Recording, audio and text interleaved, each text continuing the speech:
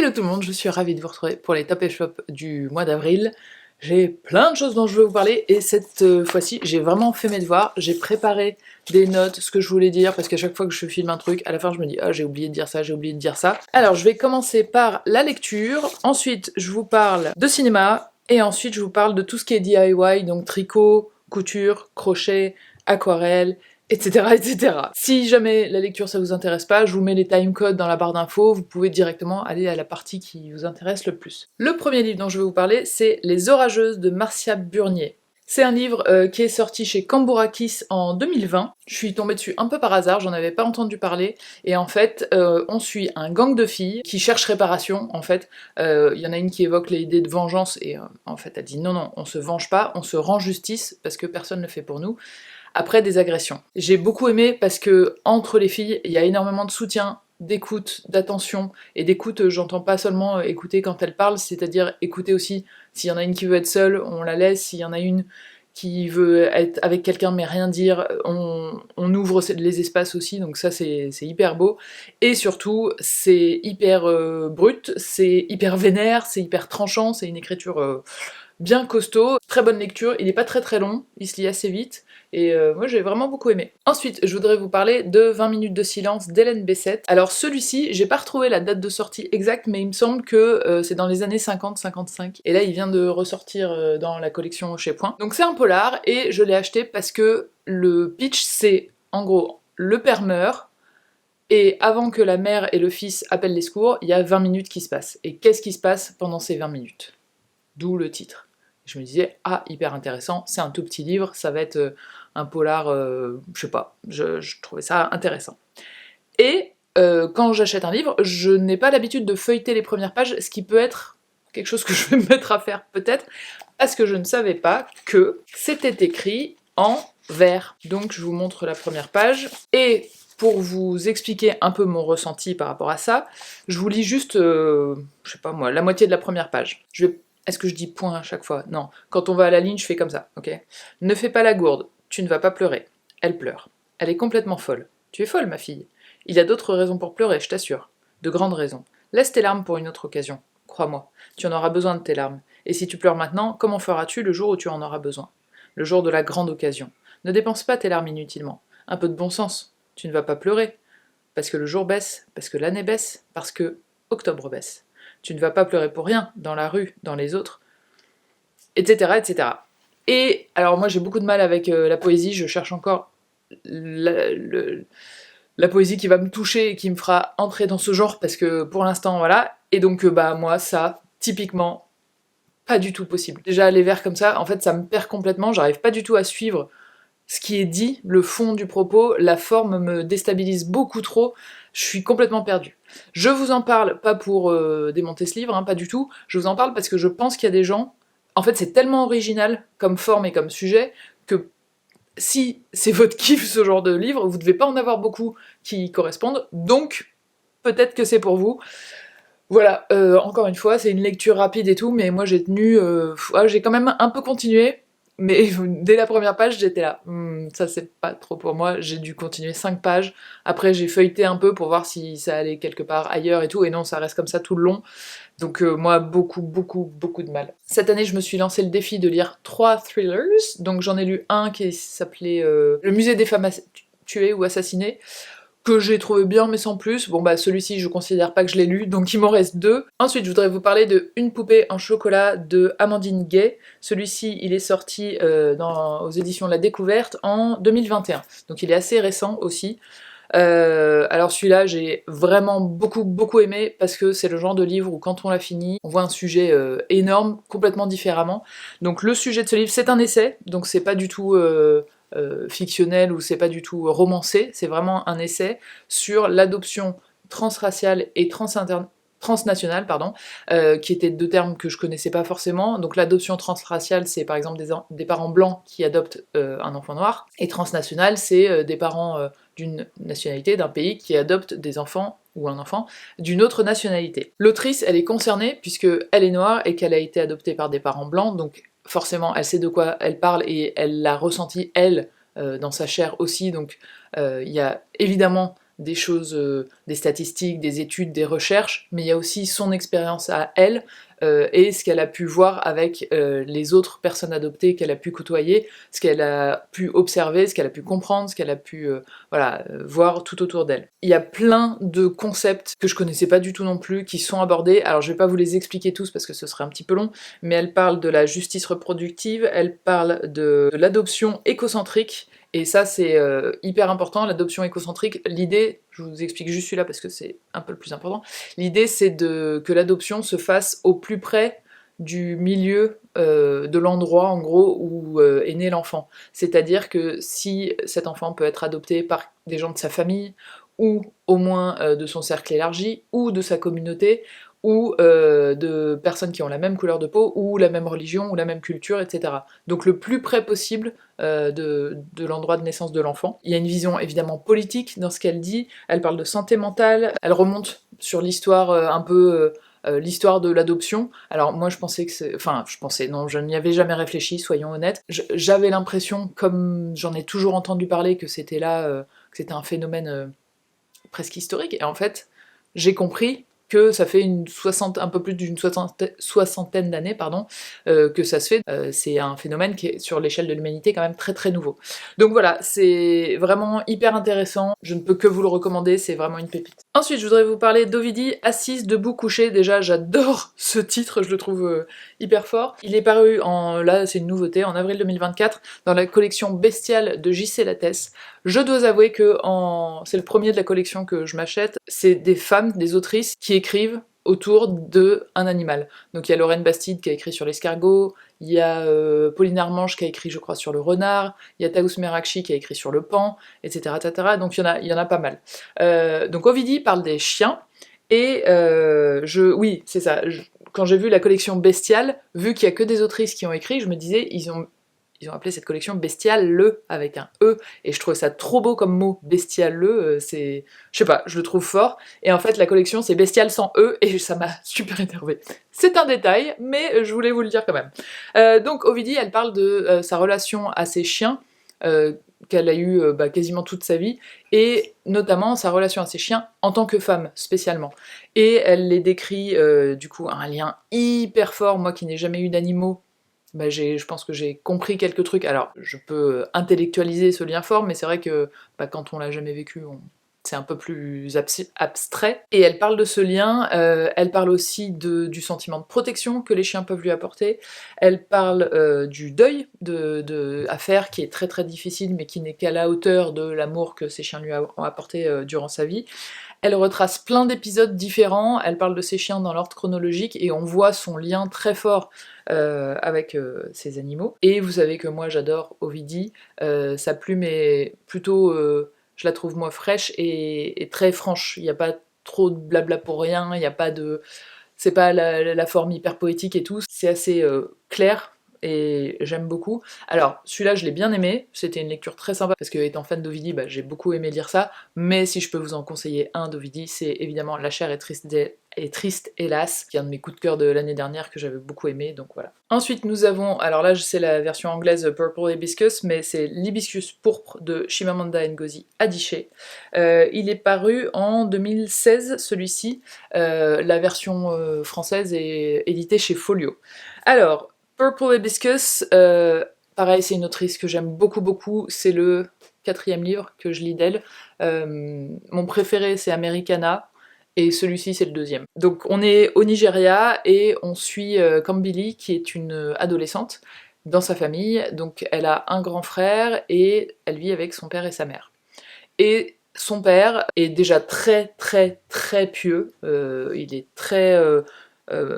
sa vie est centrée autour de la religion et de l'application de la religion, et vraiment à fond, et il les fait vivre sans que ce soit hyper évident dans le contrôle, on va dire. On voit assez tôt dans l'histoire que il y a beaucoup de silence, il n'y a pas beaucoup de liberté ou de fantaisie ou quoi que ce soit. On est dans le contrôle. Je vous raconte pas tout, évidemment, vous découvrirez un peu avec l'histoire, mais l'histoire switch un peu quand un jour il y a la sœur du père, donc la tante de Camp Billy, qui vient et qui leur propose de partir en vacances avec elle, donc ils vont une semaine chez elle. Les deux enfants vont chez la tante. Et la tante a des enfants aussi, donc ils voient leur cousin pour, sans doute pas la première fois, mais ils les connaissent pas du tout, quoi, en gros, c'est un peu une nouveauté pour eux.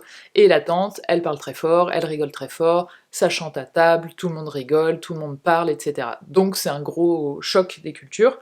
Et je m'arrête là pour l'histoire dont ça parle, mais j'ai beaucoup aimé, et ce que j'ai particulièrement aimé, c'est que la narratrice, donc c'est une adolescente, et le ton qui est employé et la narration, on a vraiment l'impression que c'est une adolescente qui nous parle de sa vie, donc c'est facile à lire, il est beaucoup plus rapide à lire que les autres que j'avais lus qui étaient des bons pavés, celui-ci est un peu plus aéré, un peu plus fluide peut-être, et vraiment très bonne lecture. D'ailleurs je l'ai lu à la librairie à soi, donc à Hôtel de Ville à Lyon, pour les Lyonnais et les Lyonnaises.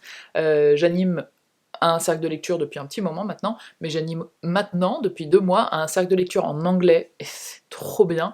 Et donc ça c'était notre deuxième lecture, très bonne lecture, on en a parlé pendant 2 heures, c'était trop bien. Lecture suivante, c'était Marilyn Fresh, Toilette pour femmes.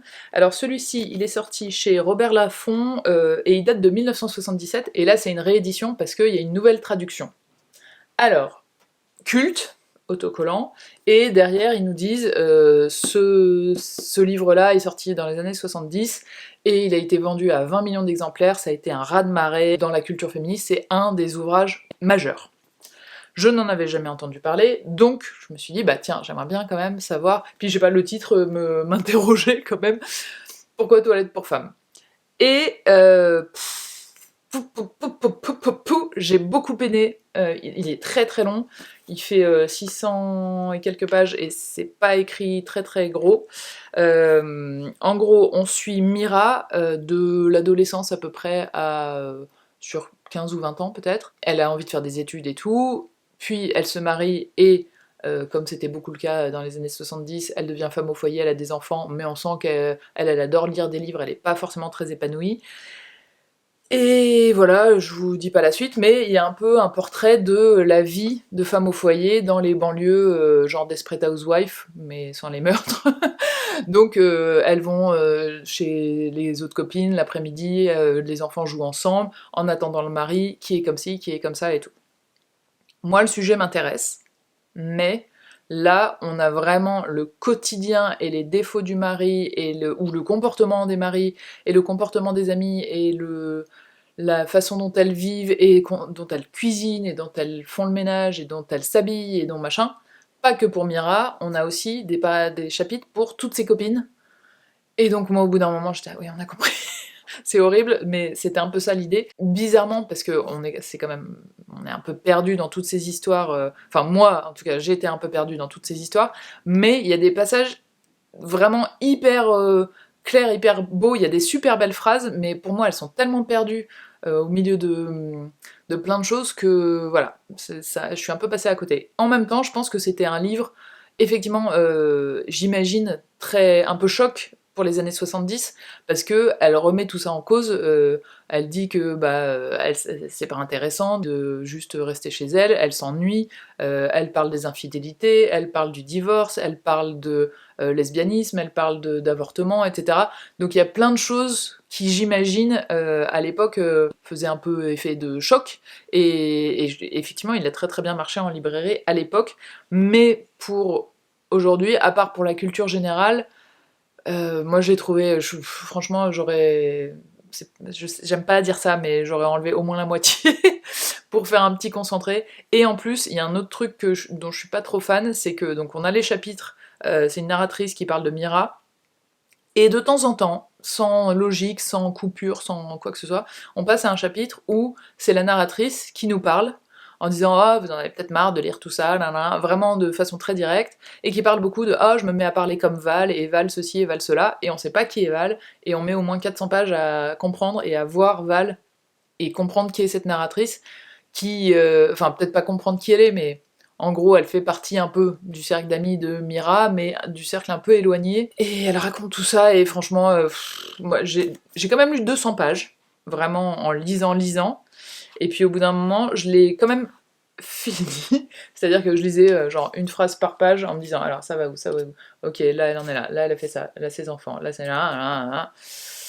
Voilà, donc j'ai un peu peiné, j'avoue, pas la lecture du siècle. Ensuite, sur les conseils d'une de mes élèves, mais je l'avais aussi beaucoup vu passer, j'ai lu La nuit où les étoiles se sont éteintes. C'est un roman young adult de Nin Gorman et Marie Alino qui est paru chez Albin Michel, et il est paru il y a quelques années, c'était 2021, et depuis il y a le jour où... Ah, j'oublie toujours le titre du deuxième, c'est la même couverture en orange avec le jour où... Nananana, qui est le numéro 2, et il y a Ces prières que je fais dans le noir, qui est le numéro 3, c'est le même style de couverture, mais verte, qui est sorti aussi. Alors, on suit 5 adolescents, ça commence, donc il y a 4 garçons et une fille qui partent en road trip du sud des États-Unis et qui remontent vers le nord. Et donc ça c'est, je crois, premier chapitre, ou peut-être 1 ou 2 chapitres, et ensuite il y a des chapitres 14 mois plus tôt. On revient au road trip 13 mois plus tôt, on revient au road trip 12 mois plus tôt, etc. Donc on fait le chemin pour arriver jusqu'au road trip. Alors, au tout début, en lisant le premier chapitre, je me suis dit « Ah, c'est un peu caricatural, genre, il y a la meuf un peu hyperactive, qui en rajoute des caisses, qui saoule tout le monde, etc. » Elle saoule tout le monde, mais il reste quand même un peu ami avec elle, donc enfin, je sais pas, le premier chapitre, j'étais bof, je lis le deuxième quand même, parce qu'il y avait des petits trucs qui avaient l'air sympas. Bon, et puis je me suis complètement laissée happer par cette histoire, et j'étais à donf avec les personnages. Et c'est le genre de livre où je faisais oh, j'ai ri, j'ai pleuré, j'ai été surprise, c'est quand même assez rare surtout que je ris en lisant un livre, donc bah plutôt très bonne surprise. J'ai évidemment envie de lire les autres maintenant. Alors attention, c'est pas un livre feel good, il y a quand même des thèmes assez durs. Le héros, Finn, sa mère est en prison, il y a des histoires de violence, il y a des histoires... voilà, c'est pas la vie est un long fleuve tranquille. Mais ce que j'ai aimé, et ce que je trouve surtout hyper intelligent, c'est que là le personnage principal c'est Finn, on le voit beaucoup interagir avec Nate et avec Kenna, et dans la bande il y en a 2 autres, et j'avoue, de temps en temps je les confondais un peu parce que eux, ils sont vraiment un peu dans le background, on les voit pas beaucoup. De temps en temps ils viennent un peu plus, mais on les voit pas beaucoup. Et ce qui est intelligent, c'est que le numéro 2, c'est Nate qui raconte l'histoire, et le numéro 3, c'est... Alors je sais pas comment ça se prononce, moi j'ai dit Jaeger, mais ça peut être Jaeger ou Jaeger, qui est un de ceux qu'on voit vraiment pas beaucoup. Donc en fait, il me semble que c'est ça, qui nous raconte la même histoire, le même road trip, le même flashback, mais ce personnage-là. Donc dans le 3, c'est le personnage de celui-là qui sera un peu en fond. Voilà, donc je pense que ça peut gagner en dimension. Parfait pour moi, lecture de...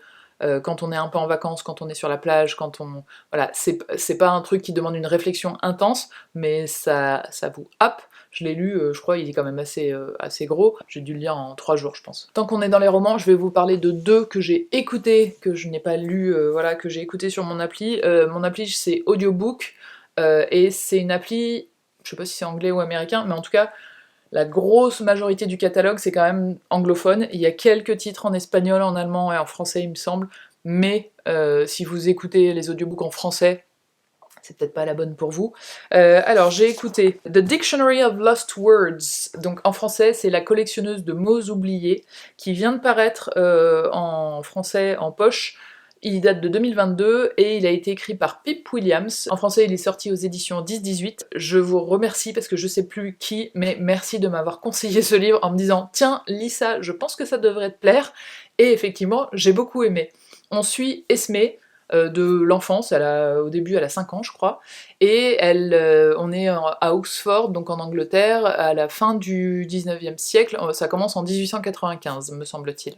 Et elle vit à Oxford avec son père qui est lexicographe, donc son père avec d'autres gens, plein d'autres gens, est en train d'écrire le dictionnaire Oxford, qui existe encore aujourd'hui, le Oxford Dictionary, et ils sont sur, quand elle est toute petite, ils attaquent AB, et pour faire les lettres A et B, ils mettent déjà 2 ans.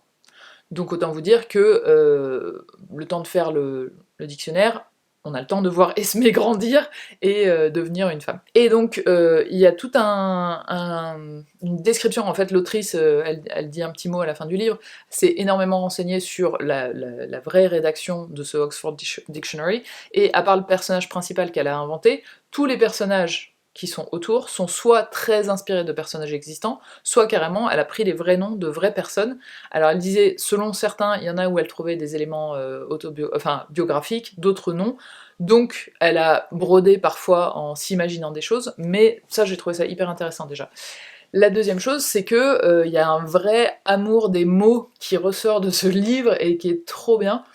Donc à l'époque, évidemment, tout est fait en papier.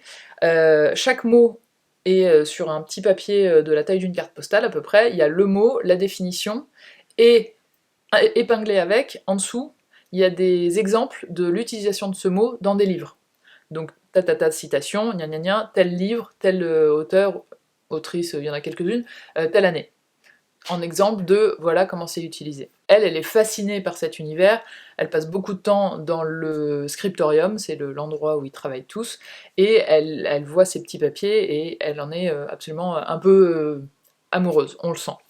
Et en grandissant, elle se rend compte, je vous raconte pas tout, mais en gros c'est un peu ça le début, elle se rend compte qu'il y a des mots qui ne vont pas être dits parce que par exemple ils apparaissent pas dans les livres, ou des mots qu'elle entend sa servante dire, et comme c'est sa servante, ce sera pas vu par les hommes qui sont en train de rédiger ce dictionnaire comme vaillant la peine d'eux.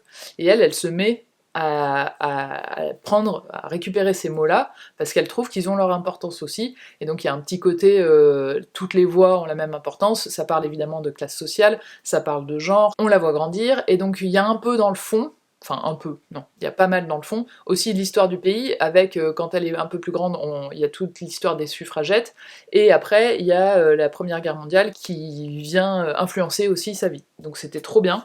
Ce que j'ai aimé, c'est Esmé, elle est très très attachante, et comme c'est l'Angleterre un peu bourgeoise, 19e, début 20e, on aurait pu s'attendre à beaucoup de conventions, beaucoup d'attentes, beaucoup de pression et tout, et en fait, Esmé a un parcours plutôt libre, et plutôt émancipé, on va dire, et j'ai bien aimé aussi parce que on s'attend un peu à ce que, en grandissant, elle découvre l'amour, etc. Alors il y a des histoires d'amour, mais c'est pas le centre de l'histoire, vraiment, elle, on est sur son amour des mots, sur son amour de son activité, sur son travail, etc.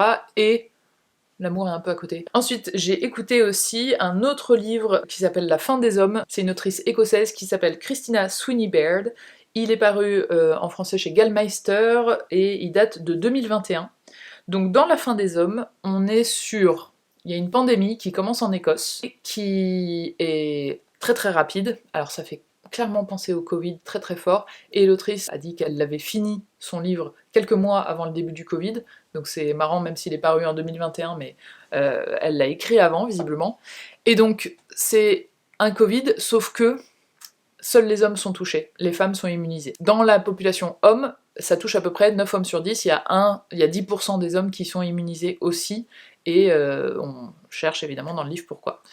Ce que j'ai bien aimé, c'est que on est sur une narration où chaque chapitre est narré par une personne différente, mais il y a, je crois, en tout une quinzaine de personnages, mais il y en a 3 qui reviennent régulièrement, donc c'est celle où on en apprend le plus, et je dis celle parce que sur les 15, il y a peut-être 2 narrateurs, et le reste c'est que des femmes, donc c'est vraiment plutôt des voix de femmes. L'histoire commence 5 jours avant le début de l'épidémie. On suit une femme avec son mari et son fils, et ils sont en train d'essayer d'avoir un deuxième enfant. Ensuite, il y a le début de l'épidémie. On suit après une médecin au Canada qui est celle qui va comprendre que c'est une épidémie. Et ensuite, on suit je crois qu'elle est britannique, et elle est un peu au conseil de sécurité des services secrets, donc elle doit gérer la crise internationale qui est en train de se passer, et le pourquoi du comment. Dans les autres narrateurs et narratrices, il y a une qui vit sur une île, et on lui envoie plein d'adolescents qui sont pas contaminés pour les protéger, donc elle doit accueillir un peu plus d'une centaine d'adolescents pendant des mois, pour qu'ils soient pas contaminés par d'autres hommes. Il y en a une qui est nounou en Asie, il y en a une qui est en Nouvelle-Zélande, il y en a qui sont en quarantaine sur un bateau et on leur interdit de revenir, donc ça c'est des hommes, on leur interdit de revenir à terre parce qu'on veut pas qu'ils soient contaminés, etc. etc. Je l'ai trouvé intéressant parce qu'il parle de la transformation de la société, et il y a aussi un truc très humain de... et la jalousie que devient la famille quand vous avez 3 fils et votre copine elle a 3 filles, bah c'est horrible de voir l'injustice du truc, etc. Et au final, il y a plein de narratrices, mais on s'y retrouve assez bien, et les 3 principales, elles ressortent vraiment, donc on arrive à les suivre aussi, et on voit l'évolution de la société, et le livre s'arrête plusieurs années après la pandémie, donc au début on est de semaine en semaine avec elle, et puis petit à petit, ça s'espace un peu, c'est 1 mois plus tard, 6 mois plus tard, etc. Ensuite, j'ai 2 très beaux livres dont je vais vous parler. Le premier, c'est une BD, il s'appelle Girlfriends de Sarah Soler. Il est paru chez Sarbacane et il est sorti en 2021. Alors les dessins sont très... il y a un côté très kawaii, très mignon. Vous voyez, c'est des personnages un peu tout ronds, il y a beaucoup de jeux sur les yeux, la taille des yeux et tout. Il n'est que en rose et bleu, qui sont les couleurs du drapeau trans, parce que le début de l'histoire, on suit un couple hétéro, et en fait, le garçon du couple hétéro parle à sa compagne en disant bah voilà, au début je pense, j'ai des doutes, etc.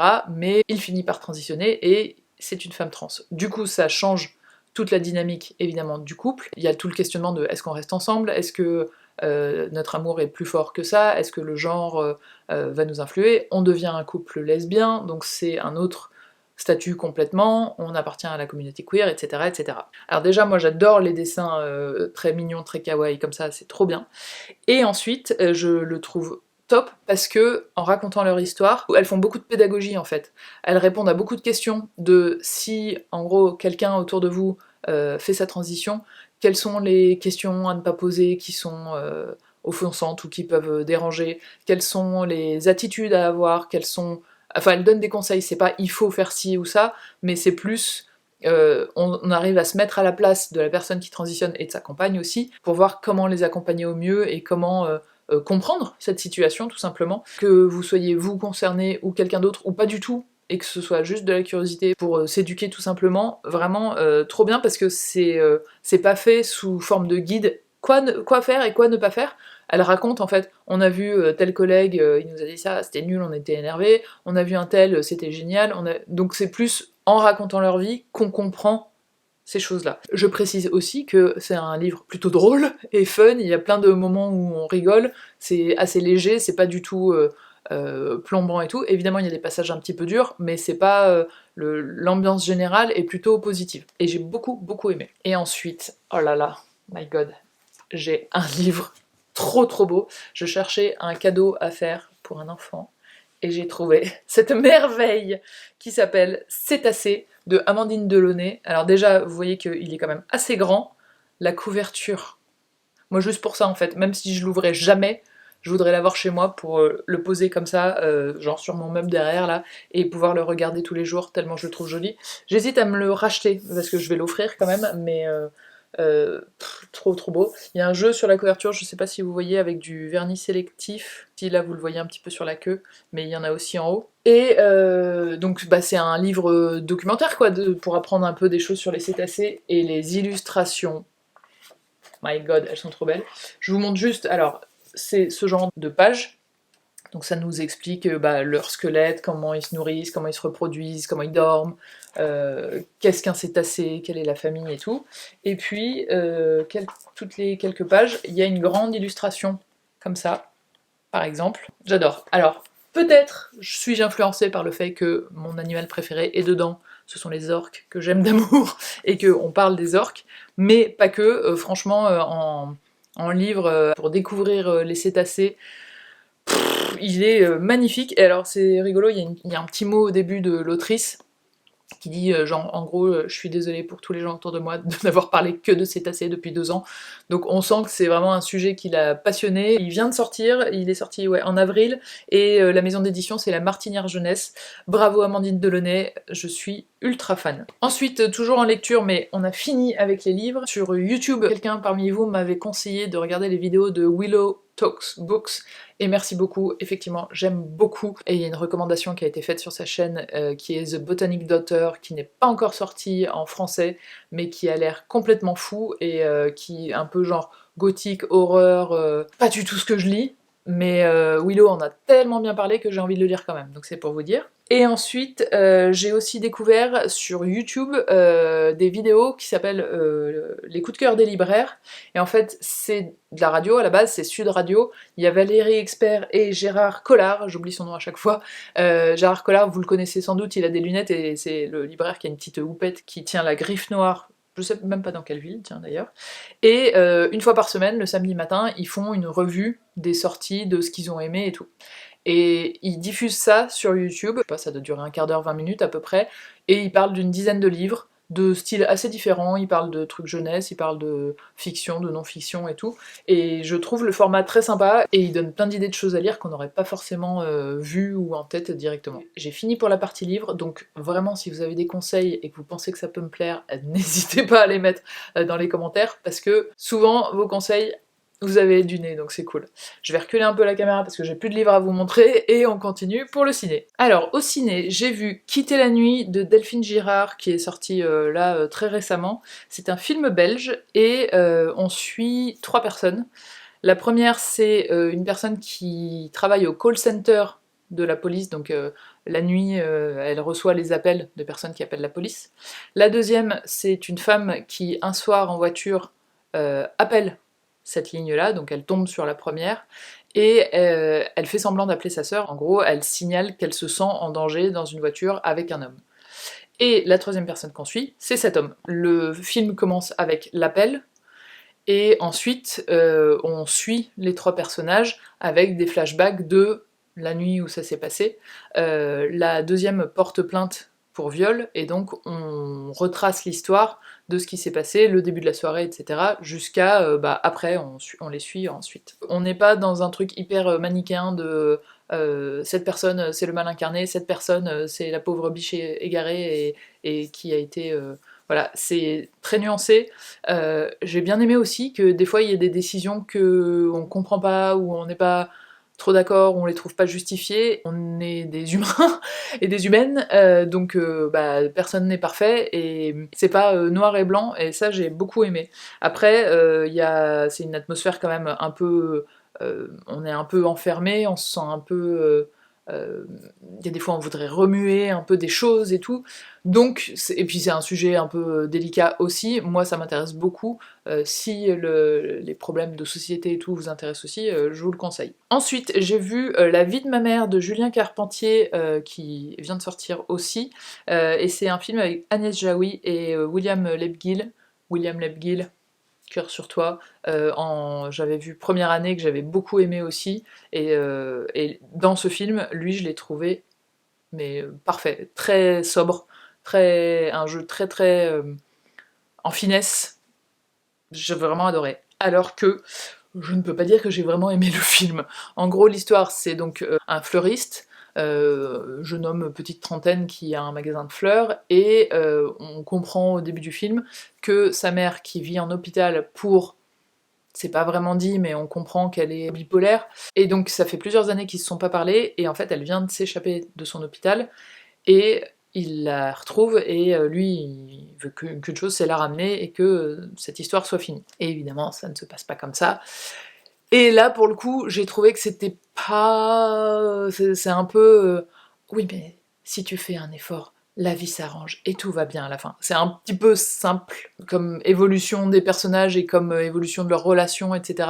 Je pense que quand on a une mère, là, c'est même pas démissionnaire, c'est très absente, très négligente, le film se passe sur 24 heures, je suis un peu sceptique sur le fait que vraiment on retourne une situation en 24 heures, même avec plein de bons sentiments. Bon, alors j'ai quand même pleuré, évidemment, mais je pense pas que je vous le conseillerais plus que ça. Et ensuite, j'ai vu Le règne animal, alors lui il est sorti l'année dernière, et il a eu un César, je crois, et c'est un film avec Romain Duris, et son fils est joué par Paul Kircher. Donc on est sur encore une pandémie. Alors c'est pas tellement une pandémie, c'est plus il y a une nouvelle maladie qui vient d'arriver et qui fait muter les humains en animaux. Donc progressivement, c'est comme si je me transformais, alors ça peut être tortue, ça peut être oiseau, ça peut être insecte, ça peut être... voilà, mais c'est progressif. Le corps change petit à petit et en mute. Donc ils sont un peu parquées, enfermées, ces créatures, une fois qu'elles ont muté, et dans la société, il y a des gens qui veulent que on vive avec les créatures en harmonie, et d'autres qui disent ah non, c'est des sales bestioles, ils les appellent comme ça, et faut les parquer, on veut pas les voir, on veut pas vivre avec elles du tout, quoi. Et donc on suit le père et le fils, dont la mère a muté, et ils cherchent la mère. Et on comprend assez vite que le fils, il y a probablement des signes qui disent qu'il serait aussi possiblement en train de muter. Et alors, j'ai fini ce film comme ça. C'est-à-dire, je ne sais pas, j'ai pas trop d'avis, je sais pas si j'ai aimé ou pas. J'ai beaucoup aimé le personnage du fils, qui est très très bien joué, le comédien est vraiment très bon, très convaincant, et assez drôle souvent. Mais au niveau de l'histoire, c'est juste un film très bizarre en fait, ça ne ressemble à rien. J'ai pas détesté, mais je peux pas dire que j'ai vachement aimé non plus. C'est un objet cinématographique. J'ai beaucoup aimé si la façon dont les créatures sont faites, les traits du visage, les plumes, la peau et tout, ça il y a un super beau travail là-dessus. Après, I don't know. Dites-moi ce que vous en avez pensé si vous l'avez vu. Ensuite, on passe au DIY. Donc je vais commencer par le tricot. Je suis toujours en train de me faire le pull pigne, mais il avance un petit peu. J'ai juste peur de ne plus avoir assez de laine pour finir. Après ça, il me reste une pelote entière et une demi-pelote. Et je pense que ça va peut-être pas être complètement suffisant. Donc j'en suis là. Vous avez le corps du pull. Est-ce que vous voyez les paillettes? Je suis pas sûre que vous voyez les paillettes. J'essaierai de prendre une photo où on les voit un peu mieux. Bref, dans chaque rayure, il y a aussi des paillettes. Et là, je suis en train de faire cette manche-là, où là, vous voyez peut-être un peu les paillettes. Et pareil, ma pelote de paillettes est en train de se vider progressivement. Je pense que j'en aurai assez, parce que on l'utilise qu'une fois tous les 7 rangs, mais voilà. Je le trouve très sympa. J'ai arrêté le corps et j'ai quand même attaqué la manche, parce que je voudrais pouvoir l'essayer avec les manches pour voir la longueur que je veux. Et aussi, si j'ai pas assez de laine, ça veut dire qu'il faut que j'en rachète. Or, celle-ci, je l'ai achetée il y a au moins 2 ans. Donc si j'en rachète, en fait, les pelotes de laine, elles sont teintées par bain. Et si vous prenez un autre bain, il peut y avoir une toute petite différence de teinte ou de couleur. Donc je me dis que si je fais tout avec ce bain-là, et que il y a que les côtes de la fin du pull qui sont d'une autre teinte, ça se verra moins que si j'ai tout est d'une teinte et puis il y a juste une fin de manche qui est d'une autre teinte. Donc voilà, c'est un petit truc, mais ça avance bien. Quand on arrive aux manches, on est très très contente en général parce que ça va beaucoup plus vite que le corps, hein. Le tour du corps et le tour de la manche, on en fait 3 de manches le temps de faire un tour de corps. Donc ça c'est sympa, et ouais, je suis contente de l'avancer. Je suis pas très productive, mais je veux pas faire des séances de 2 heures de tricot parce qu'après ça me fait des douleurs.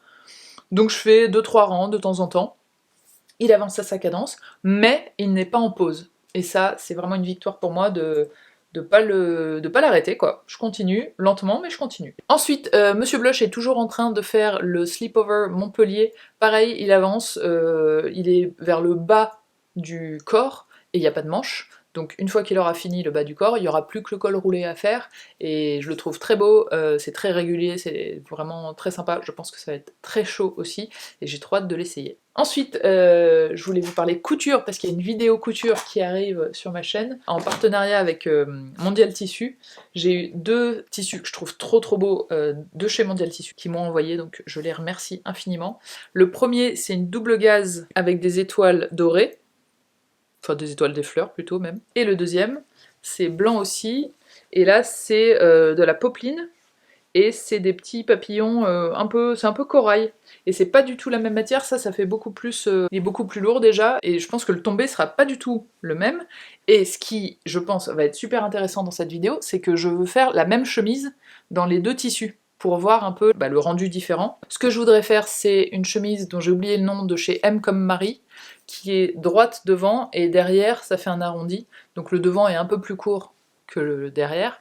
Et moi je l'avais faite en genre le devant m'arrivait à peu près aux hanches, et là j'aimerais bien la faire en version plus courte, un peu crop top devant, et juste un tout petit peu arrondi derrière, mais pas ça plus long, juste un petit peu plus long. Je l'avais déjà faite cette chemise, et voilà, si vous avez d'autres idées de patrons de chemise à faire, peut-être avec un col un tout petit peu plus grand, Mais voilà, et j'ai aussi des boutons, j'ai pris des petits boutons comme ça très discrets, donc ça c'est pour celle où il y a les papillons, et ça c'est pour celle où c'est doré, et j'ai trop hâte. Donc le défi ça va être de faire les 2 chemises en un week-end, toujours plus loin, trop hâte, et peut-être que d'ici là, il fera un peu plus de 12 degrés en France, et que je pourrai porter ces fameuses chemises.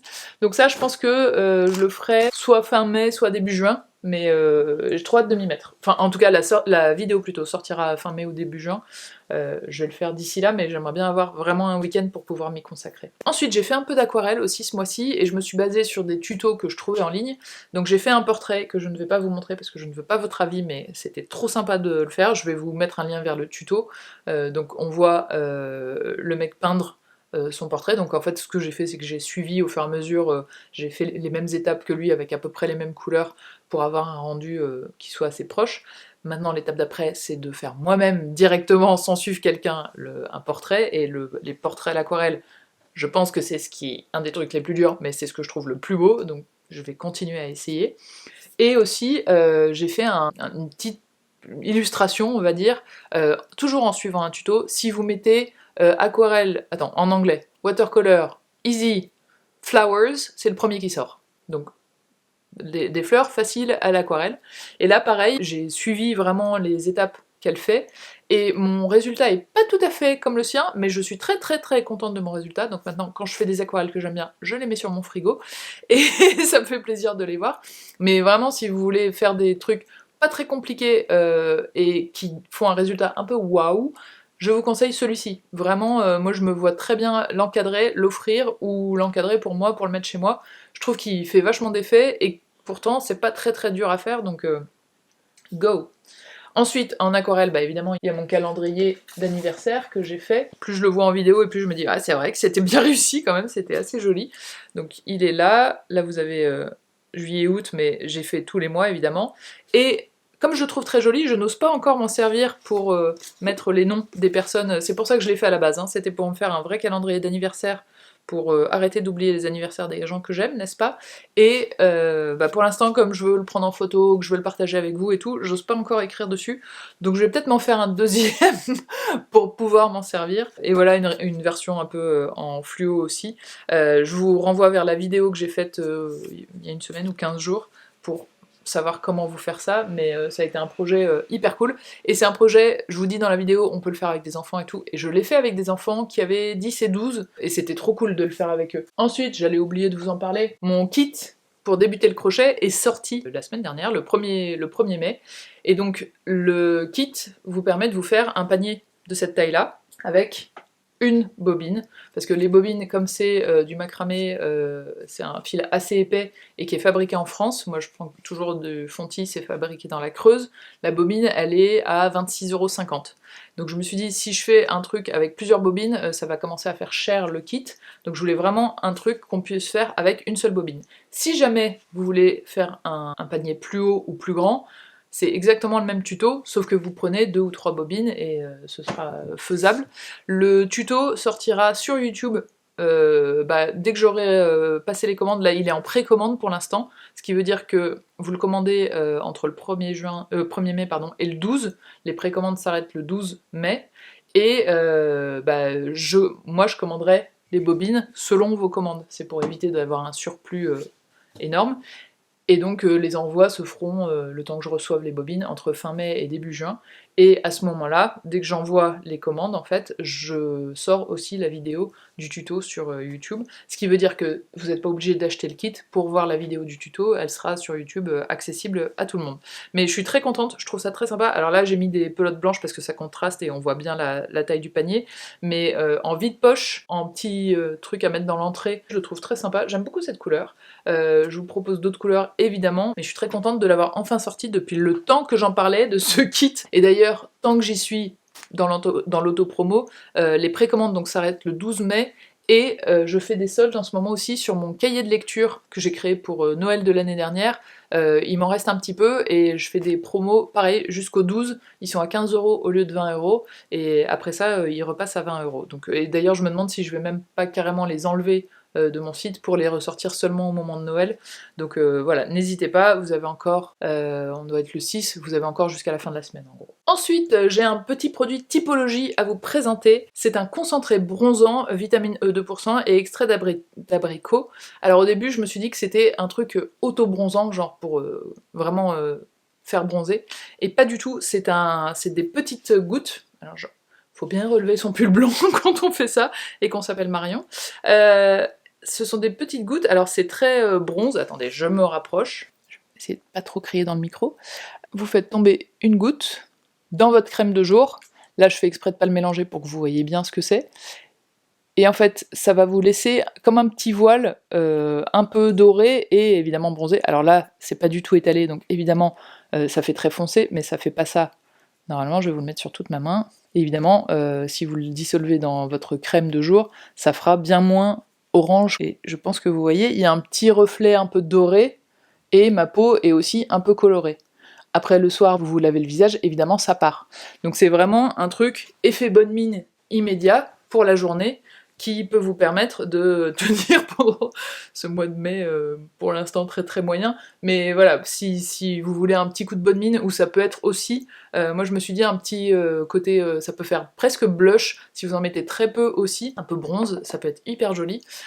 Toujours pareil, c'est made in France, la composition est très clean, 95% d'origine naturelle, et ça y est, je crois que j'ai terminé je vous ai dit tout ce que je voulais vous dire. Ah, j'espère que ça a pu vous intéresser, j'attends toutes vos recommandations. Vous avez vu, j'ai quasiment pas regardé Netflix ce mois-ci, j'ai pas écouté de podcast non plus. Je sais pas, sur Netflix quand j'y vais, j'ai l'impression qu'il y a rien qui m'intéresse.